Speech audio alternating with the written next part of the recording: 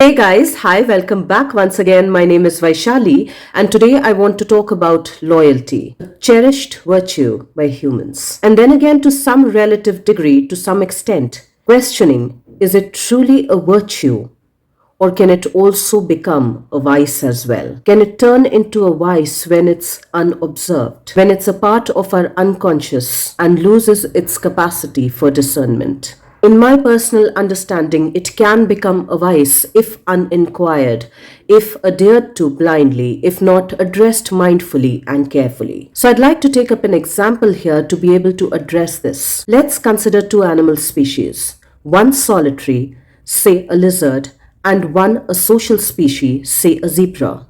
Can we truly say at any point in time that a lizard does not demonstrate loyalty to itself when it changes its color in keeping with its environment to keep itself safe? Is it not being loyal to itself, to its own survival instincts, to the idea of each man on its own, each man to its own? And then let's consider a social species, a zebra, who conforms itself to its group, again in order to keep itself safe when it's trying to fit in just to feel belonged to a group, even when it might want to explore something outside of its own group. Can we then say it is loyal to the group even when it's not loyal to its own self, when it's internally in an internal conflict with its own self? Is it truly being loyal? Maybe to some extent it is, and maybe to another extent it is not. Maybe to some extent even the lizard is being loyal, and maybe to some extent it is not. And then again we can argue that the lizard owes its loyalty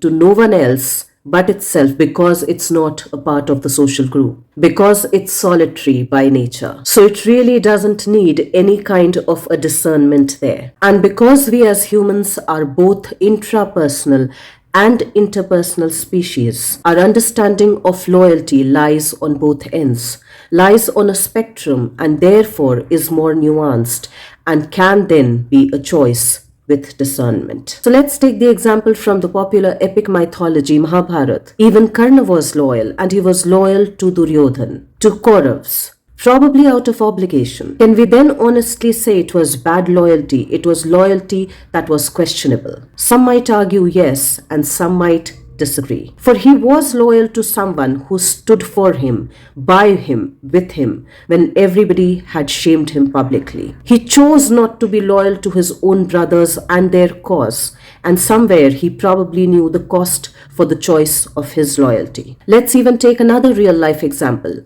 of Raja Ram Mohan Roy, the man who reformed the then prevalent accustomed mindset of the Indian society at large. When sati, when child marriage, when caste system was the prevailing norm, the very fact that he came from the orthodox Brahmin family at that point in time does give us a picture of what his mindset, of what his environment could have been then, what his belief systems would have been when he was growing up as a child, unassumedly absorbing everything that it observed. In fact, he himself had gotten married as a child. And maybe not necessarily by choice, but maybe because of the accustomed customs of the prevalent mindset that was prevailing at that point in time. So then much later, was he not being disloyal to the various forms of ideas, ideologies and mindsets when he began these reformatory movements, when he began introducing these reforms? And let's look at the word